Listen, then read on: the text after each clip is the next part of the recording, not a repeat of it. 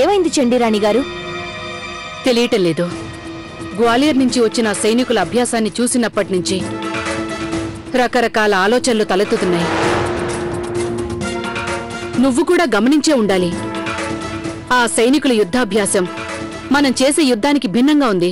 అది మీరు పట్టించుకోకండి. గ్వాలియర్ చాలా పెద్ద సామ్రాజ్యం. అందువల్ల ఆయన తన సైన్యాన్ని విభిన్న రీతిలో చాలా సమర్థులుగా సంసిద్ధం చేశారు. మీరవన్నీ ఆలోచించకుండా మన పథకం మీద దృష్టి కేంద్రీకరించండి. తాత్యగురు, మీరు మీ సగం సైన్యంతో అనుకున్న విధంగా వెళ్ళండి. మీరు అనుమతిస్తే ఈ సైనికుడు విన్నపం చేయదలిచాడు. అనుమతిస్తున్నాను. పిట్ట కొంచెం కూతగనం అనుకోకండి. మీరు మీ 3 సైనిక దళాల్లో గ్వాలియర్ సైనికులను కూడా కొందరిని కలుపుకోండి. అలాగే మీరంతా మీ సైనిక దళాలతో కలిసి నమ్మకస్తులైన సైనికులతో పాటు ముందుకు సాగండి. అలా చేసినందువల్ల మీ వెంట కొత్త సైన్యం ఉండే అవకాశం లేదు. నేను గ్వాలియర్ సైన్యాన్ని, నా సైన్యాన్ని వెంట పెట్టుకుని రేపు తెల్లవారుతుండగానే ఇక్కడి నుంచి బయలుదేరిపోతాను.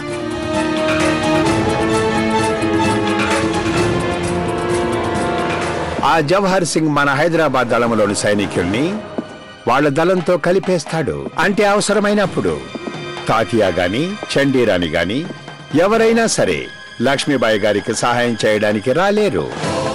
ఎందుకంటే ఆ సెగ్మెంట్లో యుద్ధం జరుగుతూ ఉంటుంది. అనుకున్న పథకం ప్రకారం మన సైనిక దళాలు వారి సైన్యంపై వెనక నుంచి దాడి చేస్తాయి. అప్పటికే వారి సైన్యంతో కలిసి ఉన్న మన సైనికులు వాళ్ల మీద ఎదుటి నుంచి దాడి చేస్తారు.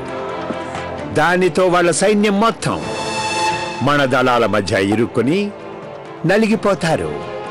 బ్రహ్మాండంగా ఉంది కెప్టెన్, బ్రహ్మాండంగా ఉంది. వాళ్ళు గ్వాలియర్ సైనికులని అందరూ అనుకుంటున్నారు. నిజానికి బ్రిటిష్ సైన్యమేనని ఎవరికి ఎటువంటి అనుమానమూ రాదు. ఈ పథకానికై ఇక తిరుగులేదు. Cheers.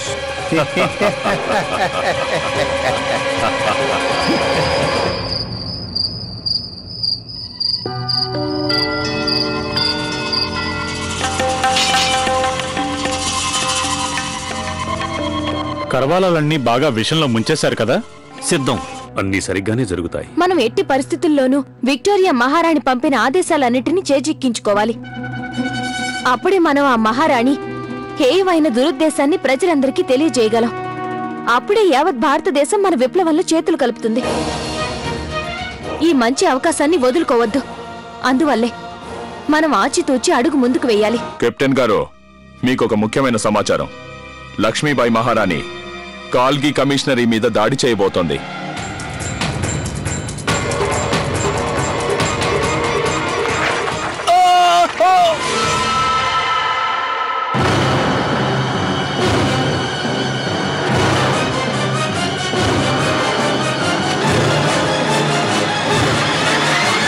అంత తేలిగ్గా ఎలా పారిపోతావు చండీరాణి?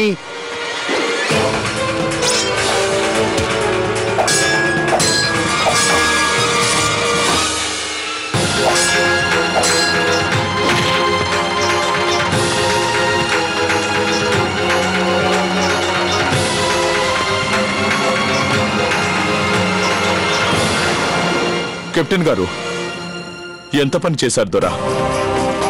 తనని మీరు పట్టుకుని ఉండొచ్చు కదా. ఆవిడ వెళ్లి అసలు సంగతి మహారాణి లక్ష్మీబాయికి చెప్పేస్తుంది. అది అక్కడికి ప్రాణాలతో చేరుకున్నప్పుడు కదా. విషానికి విరుగుడైన ఆ వనమూలిక ఇక్కడే ఎక్కడో ఉండుంటుంది.